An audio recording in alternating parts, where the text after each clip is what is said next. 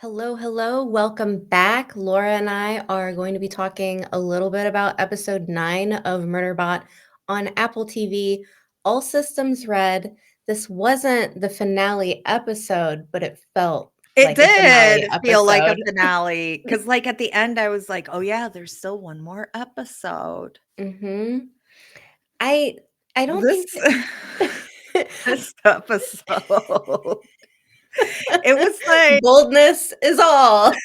you know how yeah, when he yells that, you know what it makes me think of is, The Last Kingdom in the opening credits where you hear Uhtred yell, "Destiny is all." Oh, it was so I mean, there were so many funny moments this episode, and not to downplay that it has, like, a very emotional ending, but, It like, does. when he pulls out the severed head, I lost it. I lost it. I almost fell out of my I chair. I couldn't stop laughing at the severed head, especially when they were like, "What?" And he just kinda tosses it, and then it rolls back towards He throws it behind him, and then it has this, like, slow, like, tumble. wobbly yeah, down Oh to my the feet. god. That part was incredible, and, like, I feel like I shouldn't be laughing at a severed head, but I had to pause it because I was laughing so hard because what do you do? Like, it's the sec unit's, like, pulling out small talk and severed heads. The there was, like, so many moments within that moment because the first part where he's like, "Garathan," he says it's Garathan, and then it, like, cuts to Garathan, and Garathan's like, and His then name is Garathan. and then, like, you layer it with the slow tumble down, and it's like they keep doing this with the prop humor, like Rati with the gun, Yeah, and I then, love like, the with prop it humor. it's so good, it's so funny, but, like, I and that little moment comes in play later when he's saying, "Well, they have an augmented human who can do this, and you guys need to be worried," and they're like he goes to say the name, and he hesitates The for a moment, like, narration right in that moment was incredible. I love "Shagaman." yeah. Oh, And then, there's that one guy in the Gray Chris crew that's like, "What? he's What? suspicious What?" the And whole then he time. finally is like, "Sanctuary Moon, that's where this is all from." Sanctuary Moon. Yeah, yeah, I think this guy on the Grey Chris team, I think he was probably, like, the standout new character for the episode, just as kind of like this good foil for Murderbot because they've kind of got them paired up in an adversarial situation where he's trying to suss things out, and then the actual leader to the Grey Chris team is kind of like the foil for Mensa. So, Yeah. like, Yeah, they that's get a good that good way. showdown later in Yes. the episode, which I really, really liked from Mensa because that was girl, that was such a power move. And we've been seeing her deal with all of these anxieties and her being kind of afraid to like step up in certain situations. And then like she has that power walk, lands the hopper, walks out and addresses who she is. And they're like, oh shit, like she's important. Right. She's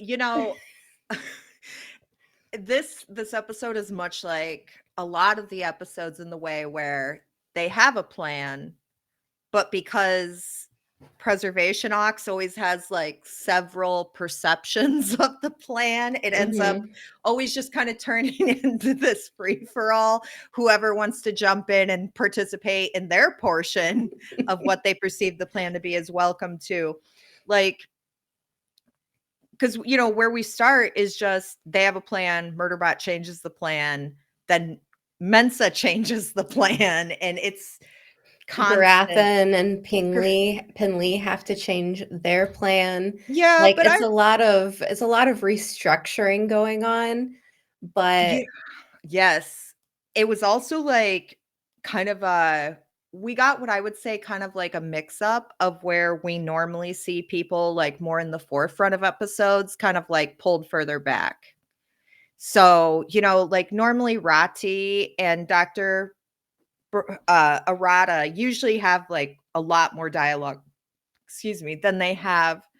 But, and like Bardawaj and Garathan throughout most of the season have been kind of like they're there definitely, but they don't have that heavy presence like, some of the others do.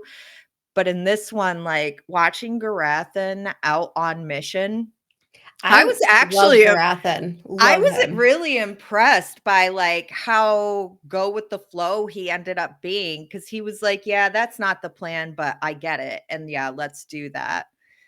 Yeah, I think it was interesting that they set that up from the beginning because Garathan is off the rip, like, Murderbot's lying about the odds, like, our chances of success here, and I think in the back of Grathan's mind, I think he's so much like Murderbot that he knows Murderbot did leave something out, like, intuitively, like, just going on vibes alone. Like, he had him clocked from the get. But then further down in the episode, when we get to the point where they're going to launch the beacon fire, but Murderbot wants to do it while the Grey Chris team is there, so they're incinerated. And Garathan's the first one to put it together, and he's like, "Oh, okay." And while the entire preservation team is kind of quarreling a little bit about the ethics of this. Murder? Yeah, yeah.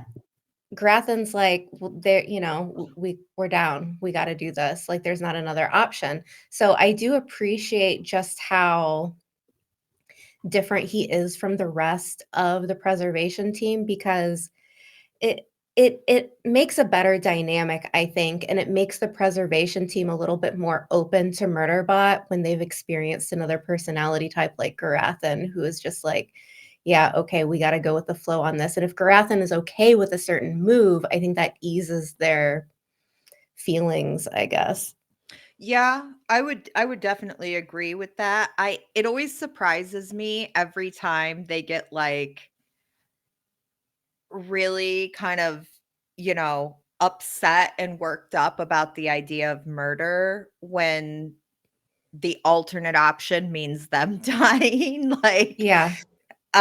they're so worried about, like, the ethics of what's going to happen that they forget about, like, what can happen in exchange. Yeah, yeah, and I think I mean, it keeps going back to that conversation of the cold open where we get Garathan's backstory, and he's like, "You're naive." And it kind of feels like this episode, like, that naivete kind of drops away slowly. Like, they still wanna do the right thing, but they're starting to really realize that this situation you can't escape what's happening right here without, like Rati said, cracking a few eggs for his protein dense breakfast. You gotta crack a few eggs to make a protein dense Yeah. breakfast. But, like, it just I don't know, like, I think this episode so, for me personally, I liked this one the most, I think, so far. Ooh, okay. Yeah, I appreciate how it was a bit different from the books from what I remember, but it kept me on my toes. And Ooh. also, I loved the interactions with the Grey Chris team. Like, I Oh, think yeah. that was one of the highlights for me is getting a new group of people in here and seeing what that does with the interactions from everyone. I really, really enjoyed Murderbot's attempt at small talk with the Grey Chris team Stalling. when it was like, "I have something to ask," and then it pauses and it's like, "I know what's up with small talk now." It They blurs, "Where are you from?" what And did the he leader, she's like, "None of your fucking business." That's and then where Murderbot's like, "They were spellbound." with his small talk with its small talk. I I cackled so I can't hard. stop. I'm laughing even now thinking about they were spellbound. The other good one is, I have a pebble in my boot, and he's like, it's shaking its leg kind of off to the side. And they're just like, "Let's go, get in the hopper." I But like when, the guy that, like, recognized that it was Sanctuary Moon, like, when Murderbot and him were talking or well, actually, when Murderbot was like, "So, what do you think of this planet?" And that guy was like, "I I hate hate it. it. I hate it. Like, I hate it." I too have a That's strong sense that's of interesting. I too. I mean, Like, it's this great. this little moment though is setting up so much for Murderbot's story moving forward because I know this isn't really a spoiler, but Murderbot's not going to be in the same place the entire Right. series. It's going to have to interact with different types of people. So being able to play itself off as a human is really important. Even though like we know it's not doing a great job, we've got a little bit of that unreliable narrator where Murderbot's, like, feeling pretty good about Oh, I did itself. great here. I did spectacular job. Emmy-worthy performance. It was really pretty brilliant of Murderbot to have them mark it as destroyed because then what's the corporation coming after anyways? Exactly. So If I'm that pretty if that goes through, I well, mean, true, yeah, I don't true. know. I mean, I'm just Though I'm not sure how well, I guess, like, if that goes through is right because, like, that's assuming that Preservation Ox doesn't change it back. or that they actually did it in the first place and just didn't lie about it. Right, well, yeah, there's that too. Uh, Also, they've kind of, like, incinerated all of the proof that they had of Grey Chris being there, which I'm not judging for that, like, incinerating proof versus dying is a pretty easy choice, but this episode was really good. The ending though, it was like at the very end when Murderbot is like laying there in that ravine or wherever they are, and like it cuts out with like my clients are the best clients. And I was Mm. like, wow, Oh. wasn't expecting that sharp turn. Yeah, I mean, look, like, this episode, I think in terms of, like, the character like, the emotional payoff with the characters was probably at the top for me, just because, you get to see all of the growth from Yeah. beginning to end. So, that's, like, a really nice spot to end the episode on, but my god, like, I I'm constantly surprised with this show when it's making me feel things, and I'm like, "No, no, no, it's just a weird little robot alien. We've got Shai Hulud over here in the corner, aliens mating, like, funny jokes," but then I'm like, "Oh, but the feels, the feels." Yeah. I think the show has a really surprising amount of range to it. Yeah. Like, going into it, you watch the first couple episodes and you kind of expect it to really lean into that comedic element because it is really pretty funny in a lot of spots, but I think one thing that I've really enjoyed is the unexpected depth that it has, like, the depth and range of really getting into the experience of what's happening for all of these characters. Yeah, they could have done it in a totally different way. I mean, they could have went the down the road of it being almost more like a action drama series, you know what I Yeah. mean? And just, like, kind of making it more about Murderbot's fighting capabilities and stuff like that, and had it been real action heavy, but like, that's what they're doing is so much different that it really makes it stand out, and I've been kind of, like, lurking around the internet, looking what other people are saying, specifically people who have read the books, and I think a lot of people were a little bit unsure at the beginning because it is so ha-ha in moments, but it really does seem like the majority of people who have read the books at this point in the television series are all on board, and they're just saying, "We want season 2 now, like, I want it please right now. make it Please don't make happen." it stop. Yeah, Like, even if I have to watch it 1 episode a week, just give me season 2 right now, and 3, probably.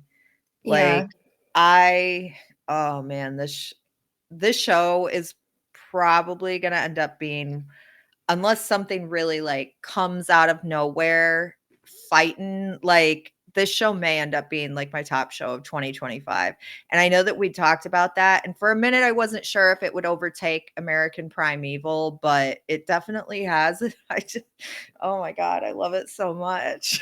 I have a question for Just you. thinking yeah. So when Murderbot floods the other sec unit with its data of Sanctuary Moon Perfect. episodes, Perfect.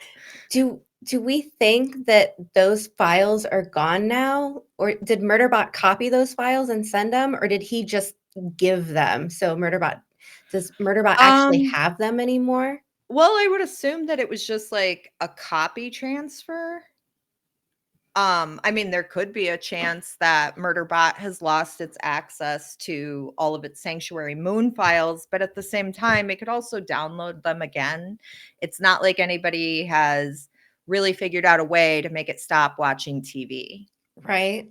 I was just curious if that means, like, But also, like, it has the episodes pretty well memorized already. it's been cycling through the So episodes for a minute. I could see it just like if it had just given the files like right over, I could see it doing like a download of its, what did it call those? Its comfort episodes. Yeah, yeah. Yeah. I was just curious because if they were gone, that could give them the opportunity for next season to showcase a new television show, Yeah. which might be kind of Okay. cool, Cuz yeah, something like that. we've heard about some of the other shows, but like Sanctuary Moon has been our focus. I also wish that we could like it would have been cool if that sec unit specifically hadn't, necessarily been killed right away. That way we could have seen if it would have the same response to media consumption that Murderbot has. Yeah. Like if it would actually just be like, "You know what? Maybe I will watch this." I think I think with Murderbot, the potential of it losing its show, they could do something really fun with it, and I know there's a plot point later on where there's kind of like a common interest between Murderbot and another character, so I'm wondering if they'll do something with that, and it's, based on, like, the television shows that it's watching, but I don't know, I'm curious.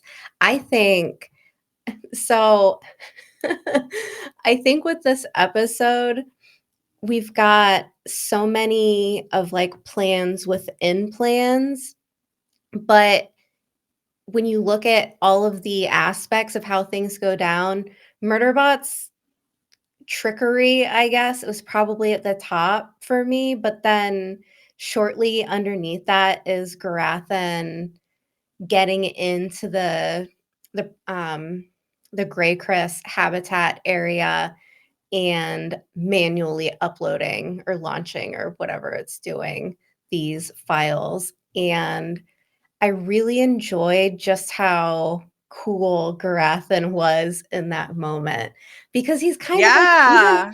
even on camera, he's a little bit, like, hunched over, like, he's looking a little, like, Kinda we sniveling. Yeah, yeah, as he's working on the screen there, but the guy rolls up and he says to Grathan, "Who the F are you?" And Grathan goes, "Who the F are you?" And I'm like, "Oh, okay, Grathan. All right, buddy. All So, right." like, within that scene, one of my favorite things in it was, like, when they're debating the murder afterwards, "This is murder." Like, "Okay, but When we gotta go." when Penley is like, "Do you think he's okay?" I would have just said yes. He If the I guy is were foaming at the Baratheon, I would mouth. have just been like, "Yeah, he'll He's be able to fine. walk it off. Give him some time. I mean, He's this is just a fine. little nap." Like, I think too, so this is maybe a little bit more surface level, but I think this episode had some really great visuals as well. The locations that they yes. shot this at was really nice, like very pleasing to watch, and it really felt immersive. Like, yes, you're on a different planet. Everything looks a little different depending on where they're traveling to. We've got some forested areas and rocky areas and cliffs and whatever. We get to see more of the wildlife from these alien bird things that take out the drone. But then that last shot of Murderbot where it's all banged up and it's leaking everywhere, but they made the whatever the material is that's leaking out of it, this kind of, like, iridescent color, so as it's the camera's on Murderbot laying there, like, the ground around it is kind of, like, shimmering a little bit with these Yeah. colors, and I was like, "Man, like, that's almost too pretty." Like, visually, they're killing it with this show. You know, speaking yeah, I would definitely agree. And one thing I think that that scene in particular brings to mind for me is how it really like the show has really exemplified the power of community. Yeah. So we have this group, Preservation Alliance, and then Murderbot coming together and kind of melding their not just not I wouldn't say necessarily their perspectives, but melding together how they approach problem solving. Mhm. So, and then showing that, even though Murderbot is clearly the the better combatant, Yeah. uh there are a couple times where it was fighting those other sec units that it may not have come out on top, even though even though the javelin and the rock missed their marks, Yeah. but it may not have come out on top if the rest of them weren't so willing to jump in as a community. And like we're even seeing that in this episode here at the end. They're not just going to leave Murderbot there to rot. They're not just going to No. be like, "Oh, well, lost our sec unit, time to find a new one." They're going to do what they can to save it because they see it as a valued member of their team and not just a piece of technology. Yeah, even there at the end, those closing moments, it looks like Garathan is, like, moving towards Murderbot to help. Yeah. And so I think that was a really powerful choice. I appreciated the moment between Murderbot and Mensa where Mensa's like, you did it," and Murderbot's trying to say, "We did We it." did it. Like, Yeah. that was a really great moment, but I think just even with no words, just the eye contact from Garathan and then that motion of him kind of making his way towards Murderbot, I was like, "Ooh, that says so much." Because you know the way to Garathan's heart at this point is Mensa, Right. and Murderbot just almost died is dying for Mensa, and so, yeah, like, that's gotta score some points with Garathan big time. But what you were saying about community, I think another cool thing is when I was talking about how certain characters were kind of like foils for, like, the good side and the bad side, we see how willing the preservation team is to help one another and to work together and be a part of this team, and everyone's kind of off doing their own thing separately, but working together as a unit. And then we have the Greycrest team, and when that scuffle breaks out and everyone's fighting, they actually have a firefight amongst each other and are killing each other. The one woman looks like she's closing the doors. Yeah, and so, like, Oh my it's the gosh. perfect, When that like redhead pops up and she goes, "Oh shit." like, closing the doors, like, uh, nope. oh man. And she was like, "Oh, I didn't mean to shoot him. I meant to shoot the sec unit." And then that was just but yeah, we definitely see how community helps the Preservation Alliance get through a lot of these let's call them like hiccups that they're exposed to. Whereas the Great Chris team keeps losing, even though by all means they really shouldn't. Like on paper, they should not Yeah. lose. Like the bets would be on them to win. But when you add in that they're all just there like doing a job, and so it doesn't have real meaning. None of this has meaning to any of them. They're just there Yeah. fulfilling like a work contract.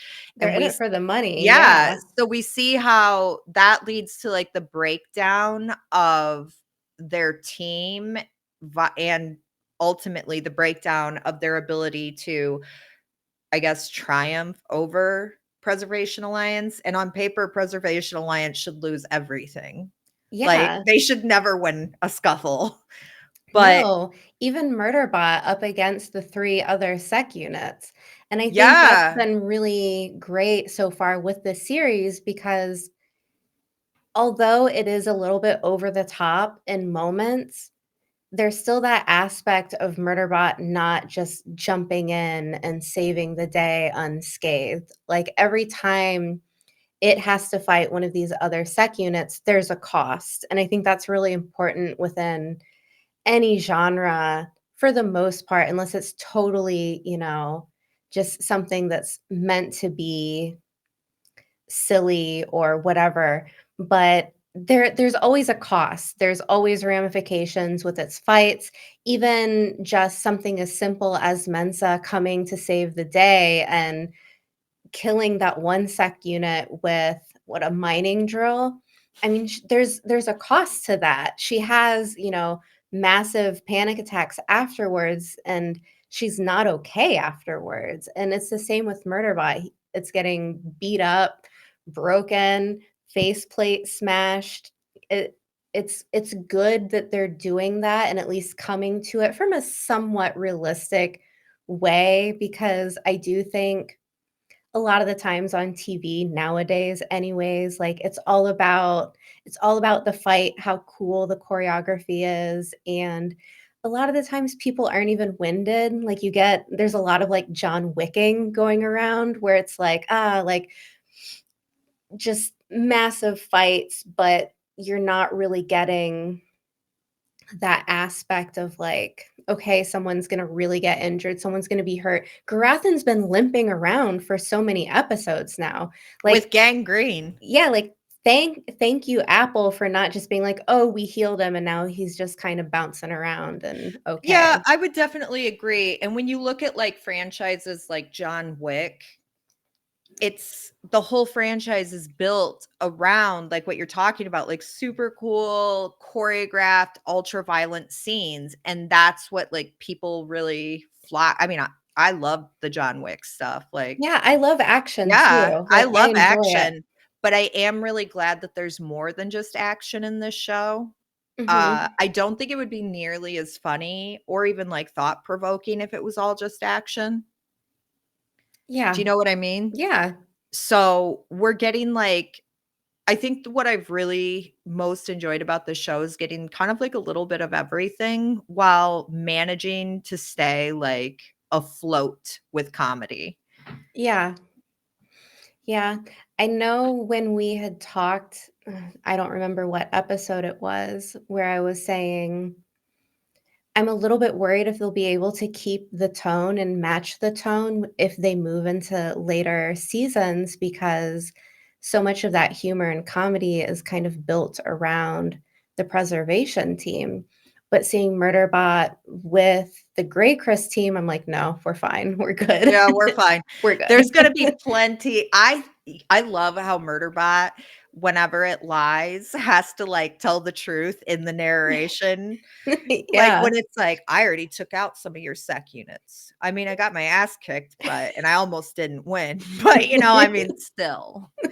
Yeah, and what I really love too is, I mean, even within the action, they also played it a really smart way because they could have had Murderbot just, be this almost juggernaut type character, like a brawler, but what we're seeing with Murderbot is more of it using its, like, newfound intellect and freedom to outsmart the other sec units in situations where it knows it can't physically overpower them, which is another really good aspect of how they're working that all out. Absolutely. Yeah, I would definitely agree with that. It's it's kind of unlike, I would say, almost anything I've ever watched. Agreed. I I can't even, there is not a show out there where I can think like, yeah, Murderbot's similar to that. Yeah. I think Because, the like, it would be, you know, like a conjoined twin of a bunch of different shows. Agreed, agreed. I know that there are some sci-fi, like, comedies, like The Orville, but I could never get down on those. I didn't feel like there was enough below the surface. And so, comedy for me, it has to be, like, very I don't know, there's not a lot that There really speaks to me. Right, but this is like Murderbot has a very specific, like, comedic tone to it that I personally think is, it's a 10. Like, the It's very comedy, good. I don't know the last time I've laughed so hard, like, over and over during a show, you know what I mean? Like, Yeah, and it's surprising, like, even though yeah, you know that there's the joke coming, when it yeah, I happens, you're didn't, always caught the off head. guard. Oh, okay. Yeah. It's stuff like that, and it's like those little surprises, like, I had no idea it took that sec unit's head, you know, the one that got killed by Mhm. Shai Hulud, like, Yeah. I had no idea that Murderbot had been toting that head around, you know, And that like, little orange grocery tote. Like, the way it just dropped it. oh, Yeah, and it's, like, stuff like that, like, that is really, like, unexpected, but it's not, like, outside of the bounds of what's possible either, and those, like, really dry, like, this is actually probably how it would happen between a bunch of humans kinda thing is, yeah. it's incredible. Yeah, I think I don't know, with this show, it's surprising, and I think what they're doing with it, it's very fresh, and I also really appreciate that it knows when to take itself seriously, and it knows when it doesn't have to take it seriously, because there's nothing worse, in my opinion, one of the worst things is watching a show that's taking itself so seriously, and it's just, like, so dramatic, but at the same time, it's like, I think you know probably what I'm what I'm thinking about. There are shows out Oh, there. I'm thinking of somebody who time Okay. traveled across a kingdom. Yeah. So, like, if you're going to take your show, like, super seriously, then you have to make sure that everything is very believable. And Well, what's yeah. great with Murderbot is that there are some things where it's like, you can kind of hand wave, like, little things here and there. Maybe some of the dialogue might be a little bit cheesy to some people, but it's not it's not marketing itself as this, like, very serious drama, and I think despite that, you're still getting a lot of, like, great substance to it, where a lot of these shows that take itself so seriously are kind of failing on. Well, there are some shows that take themselves too seriously and then end up being like an ironic comedy where that's not at all what they aimed Yeah. for, but that's the response that they got. Mhm. So, you know, I also got to say, like, Apple has really just been like kind of hitting it out of the park on these shows. And I get that most of their shows are like 30-minute shows, but I think that what they did with Murderbot was just pretty exceptional, and Yeah. I'm, like, excited and sad that we're at the finale, you know, next week because 'cause I'm like, I Yeah. don't want the finale yet. That means I'm gonna have to go an extended period of time with no new Murderbot stuff, but, oh, I've really loved this show. Like, Agreed. it's been such a delightful surprise in so many ways. Like what you were talking about, how it doesn't take itself too seriously. It really kind of lands the comedic aspect while also being able to support like other tones within the Mhm. story. Yeah. Do you have any predictions for the next episode? Um, well, I mean, I'm pretty sure that Preservation Ox is going to do the right thing because that's kind of what they do. Like that's just how they do things. Like I can't see them rolling up to the corporation with like lies and things like that, but I wonder how they're going to handle this because I'm ready for it to get political, I yeah, because think. I'm thinking it's about to get like political and we're about to see, and it's not like Mensa isn't a very important person. Right, right. I mean, I know how the book ends. I'm assuming it's going to be at least somewhat similar in a way, but I do think what you're talking about, this interaction between the corporation or the company and, the preservation team, that's I feel like s at least some of the moments in the first part of the episode, they're going to have to get their stories straight. They're gonna have to agree on what their plan is moving forward. They can't just, get picked up by Wouldn't they need to also like kind of do some research about what Gray Chris is connected to? Wouldn't that be kind of like the move here? Because if they really even figured out like what Gray Chris's ultimate motive is, it was the alien remnants. right? But I don't think Gray Chris begins and ends with the team that was on planet with them. Oh, right, right, for sure. Yeah. So, Yeah, like, they've gotta I would say that from my perspective, they need to do a little bit of figuring out of where Gray Chris as a company or whatever they are, where they hold sway. Like, have they bought off people in the corporation? What's going on here before you storm in and be like, "I demand righteous atonement here." Like, you gotta know what you're up against. Like, is the corporation in bed with Grey Chris? Like, it doesn't right. seem like they would be, but there could be people within the corporation that are. I think whatever happens, the main things that we know, or at least that the preservation team has talked about, is that whatever has happened will probably be kept under wraps Oh, because definitely. any attention to this incident is really, really bad for The the corporation company. Yeah. especially. Yeah, like, Mhm. think about it. Peaceful Preservation Alliance team terrorized and attacked on company missions. Like, Right. that's not the headlines that you want. Right. So I could see